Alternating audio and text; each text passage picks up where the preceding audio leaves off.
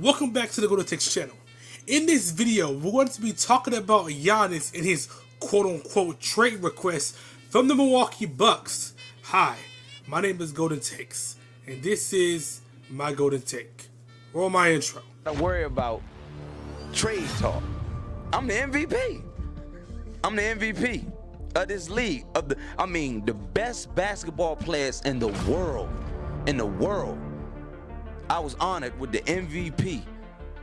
The MVP, the best basketball player in the world. And when I lose, this is what I gotta go through. You're up 2-0. What's the story? Are you not happy, or you're only half happy, or? Still to be happy about. You're up 2-0. Job's not finished. Job finished? I don't think so. Okay. Fellas, we work all year long for it, man. Shaq the man, most dominant player in the world. Championship, it's ours. Love it, it's beautiful. Mwah, 2G, baby, you love it. We out. Giannis Antetokoumpo has brought the Bucks the most success they have seen since the Kareem Abdul-Jabbar days. Giannis is one of the best inside players in the league from an offensive and defensive standpoint. Also, he has a mid-range. Can we stop acting like he doesn't?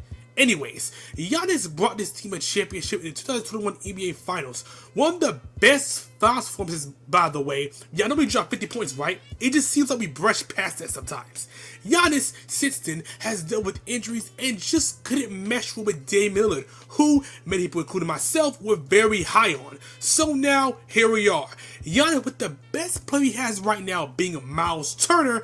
Now, Turner is actually the perfect center to be around Giannis, as he needs a stretch base so he can work the paint, but that's just isn't enough. Giannis has consistently been a top 3 player in the NBA since the 2019 season and has the longevity to cement himself as one of the best power forwards of all time.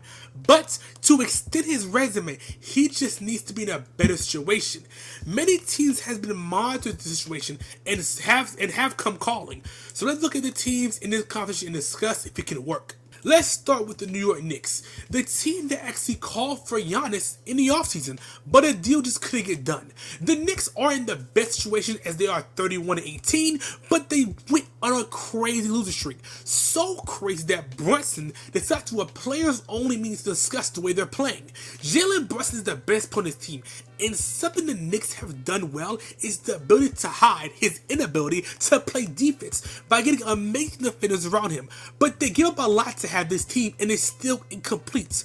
Karl-Anthony Towns has been a talking point about this team. His ability to not be a presence in the paint, it's just not what the Knicks want. They need something to again hide Brunson, and getting a superstar type player in Giannis can do more than that. The problem is giving up the players. To get Mikal Bridges, they give up many picks that the Bucks need in order to rebuild. Also, they are going to have to give a major perimeter player as well. Mikal Bridges, who I am very high on, and OG Anunoby are going to be high assets for the deal to be done. Now, I'm not saying this deal cannot be done, but matching the money and still having enough players for this Knicks team to maintain the shape might not be worth the Giannis risk. The San Antonio Spurs.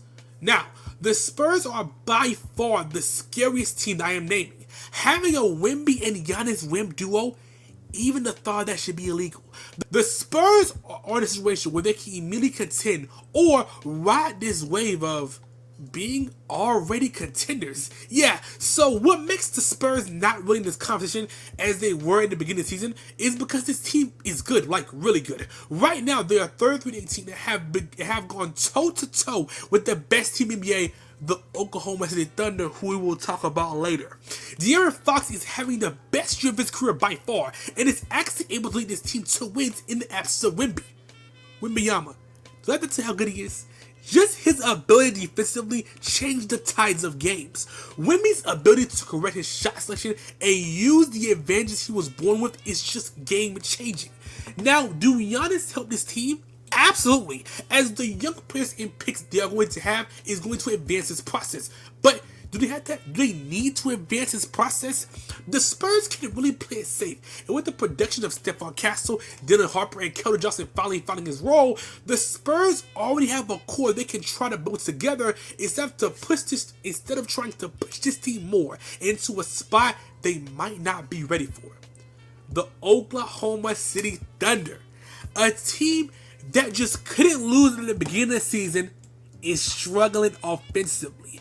J-Dub, being a problem, as he missed a portion of the season and is again injured with no time of returning. It puts all the load upon Shea to create for himself and others. Shea is the best player in the league right now by far, as he is the Thunder's offense. The Thunder are great defensively, obviously, but it's the offense. Last year in the playoffs, something I critiqued this team for was the over-reliance on Shea. And since he started game slow and wasn't their playmaker, it sometimes hit his team. Now, Shea has improved both these areas, and he just needs help offensively.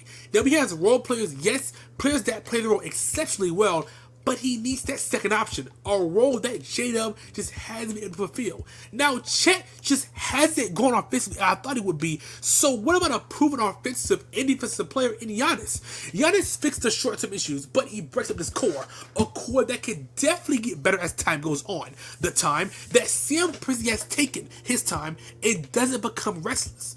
But what if he does? I mean, he has the picks and the young players to be able to do this and push his team to the title contending spot with no team even coming close.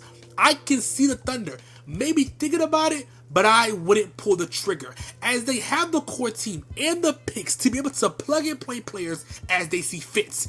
If they don't see Chet or J-Dub improving in the areas they want, this can happen. And if it does, they are definitely repeating. The Golden State Warriors, yes, it's now time for my team. Jimmy Butler was just recently injured, and now it puts a wrench in this Golden State Warriors team. Kuminga also wants out, so let's tackle both things at once. The Warriors currently have Stephen Curry still playing at an all-NBA level, but no second weapon around him. So last season, they invested in the playoff ability of Jimmy Butler and also gave him an extension. Butler played well in the Houston series, but in the Timberwolves series didn't particularly show up, and it showed the cap this team will be at. Now with Butler injured, it makes this Warriors team desperate to make some kind of move, and it's their fault. Go to takes, stop. So now the Warriors are trying to ship Kuminga and the carcass of Butler to a team to try and get another player. I am sorry, but this is just not enough. The Bucks have way better options from teams than getting a package of what? Kuminga, Butler, B-Pods, and some pick?